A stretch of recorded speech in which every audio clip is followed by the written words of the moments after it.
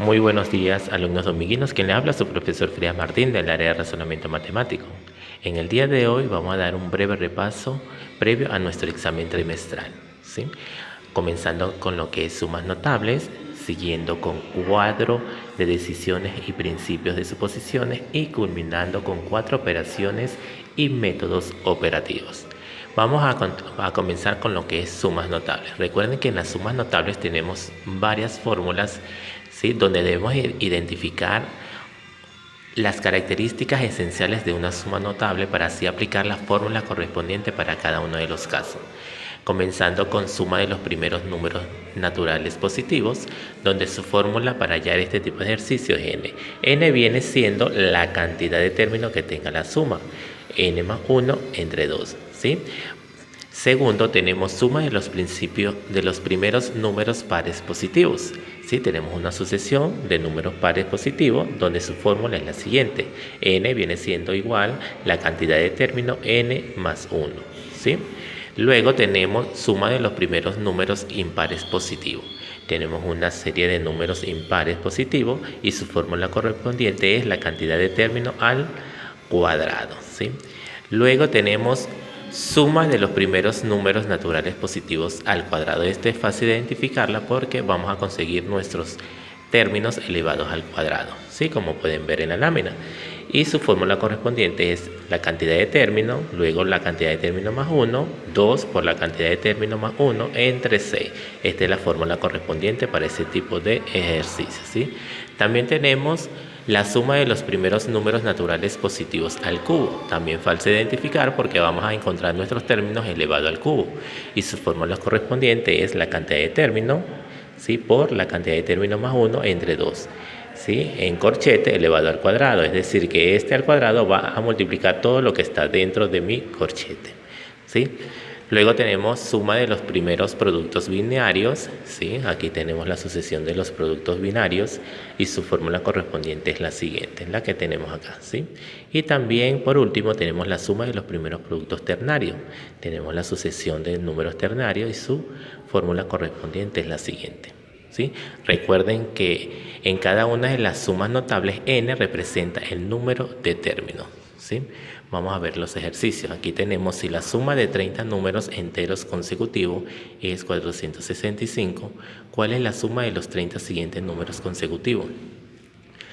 La primera suma me dio, mi primer término va a ser 1, porque nos dice los primeros 30 números consecutivos, es decir, del 1 al 30. Mi primer número es 1, más 30, que es mi último término, ¿sí?, entre 2, por 30, que es la cantidad de términos, es igual a 1 más 30, 31, entre 2 por 30, es igual 31 por 2, 15,5. Por 30, que es la cantidad de términos, me da 465, lo que me dice el ejercicio.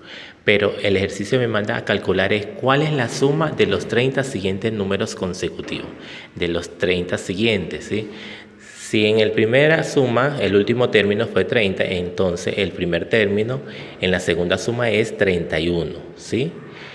Y el último término viene siendo 60, porque me dice los siguientes 30 números consecutivos, ¿sí? Entre 2 por 30, porque es la cantidad de términos, ¿sí? Es igual.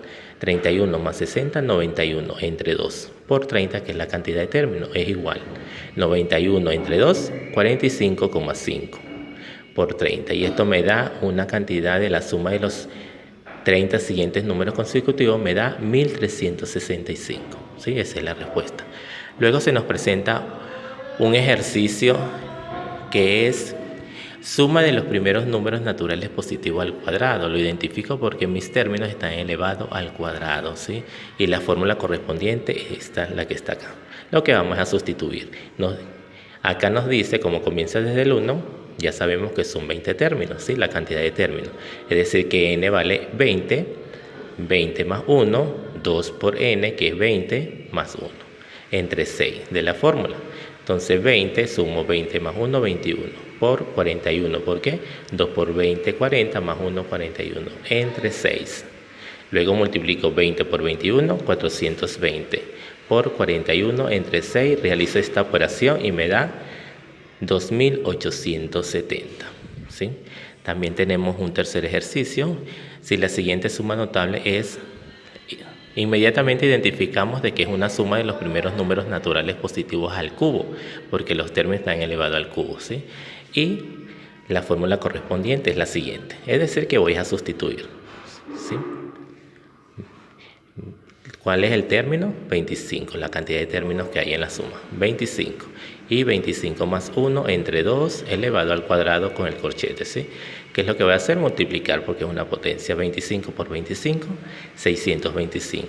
25 más 1, 26. Y 26 por 26, 676. Entre 4, porque 2 por 2, 4, ¿sí? Entonces realizo la multiplicación 625 por 676, me da 422.500 entre 4. Y realizo esta división, me da 105.625, ¿sí? Este es lo que es el tema sumas notables. Vamos con el siguiente tema, que son cuadro de decisiones y principios de suposiciones, ¿sí? Cuadro de decisiones, llamado también tabla de descarte o test de decisiones, ¿sí, chicos? Por lo menos tenemos el ejemplo donde dice 3 personas ABC viven en 3 diferentes distritos, Lince, Ate, Surco. Además, se sabe que B no conoce a Surco, ¿sí? Si me ubico en B, me dice que no conoce a Surco, y si no conoce a Surco es porque no vive allí, ¿sí? No vive en Surco. Y dice C vive en Lince, entonces C, me ubico, C vive en Lince. Entonces, ni A ni B vive en Lince, ¿sí? Y si B no conoce a Surco y A vive en Lince, es decir, que B vive en Ate, entonces, ¿sí? Entonces, A no vive en Ate, ni C vive en Ate, solamente B. Y en Surco vive A, ¿sí? Entonces, ambos viven en distritos diferentes, ¿sí? Y esa es mi tabla de decisión, ¿sí? También tenemos los principios de suposiciones, que nos dicen, es un juego lógico en el cual se suponen posibles culpables o hechos para poder resolver el juego. Los tipos de juegos del principio de suposiciones más comunes son problemas con un solo culpable, problemas con más de un culpable, ¿sí? Entonces tenemos un ejemplo. Pedro y María son una pareja que ha llegado al siguiente acuerdo. Pedro miente los miércoles, jueves y viernes y dice la verdad el resto de la semana. María miente solo los domingos, lunes y martes, y el resto de la semana dice la verdad, ¿sí? Cierto día ambos dicen, mañana es día de mentir. El día en que dijeron esa afirmación fue el sábado, ¿sí? Porque nos dicen que Pedro miente los días miércoles, ¿sí? Miércoles, jueves y viernes, y el resto de la semana, que es sábado, domingo, lunes y martes, dice la verdad, mientras que María miente los domingos, los lunes y los martes, y el resto de la semana dice la verdad, ¿sí? Pero la pregunta nos dice, el día en que dijeron esa afirmación fue, mañana es día de mentir, fue el sábado, ¿sí?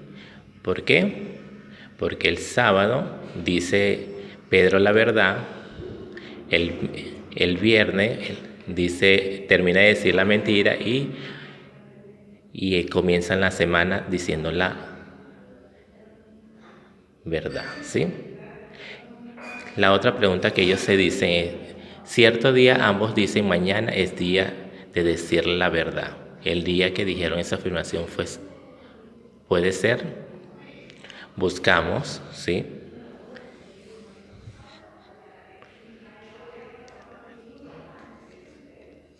El viernes puede ser, ¿por qué? Porque el sábado ambos tienen que decir la verdad, ¿sí? Aquí tenemos.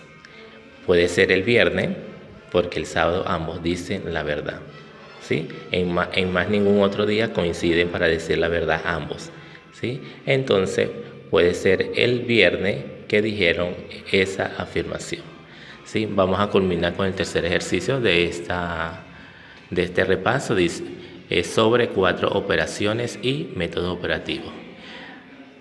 4 operaciones, dice problemas que se resuelven con las 4 operaciones básicas, que es la adición, la sustracción, multiplicación y división, ¿sí? Y los métodos operativos, ¿sí? Son aquellos que te facilitan la resolución de un determinado tipo de problema. Dentro de estos métodos podemos encontrar el método del cangrejo y método del rombo, ¿sí? Aquí tenemos un ejercicio del método de cangrejo que dice, si a un número lo multiplico por 5 y el resultado le sumo 4, ¿sí? Para luego dividirlo en 2 y obtener 17, ¿cuál es el número? ¿Sí? ¿Cuál es el número? Si lo multiplico por 5, luego le sumo 4 y luego lo divido en 2, ¿sí? Para obtener 17. Ya sabemos que es 17. Entonces, como es el método del cangrejo, lo que vamos a hacer todo lo contrario, ¿sí? El cangrejo camina hacia atrás. Si aquí lo dividí, aquí lo multiplico. 17 por 2, 34. Si aquí lo sumé, aquí lo tengo que restar. 34, ¿sí? Menos 4, 30. Si aquí lo multipliqué, aquí lo divido. 30 entre 5, 6. Entonces el número es el 6, ¿sí? Y este es el método del cangrejo. ¿Sí, chicos? Vamos con el siguiente ejemplo, que es método del rombo. Es el que se utiliza cuando en un problema nos proporcionan dos parejas de datos que se relacionan entre sí, ¿sí? Por ejemplo, dice, en el jardín de mi casa tengo cuyes y pavos.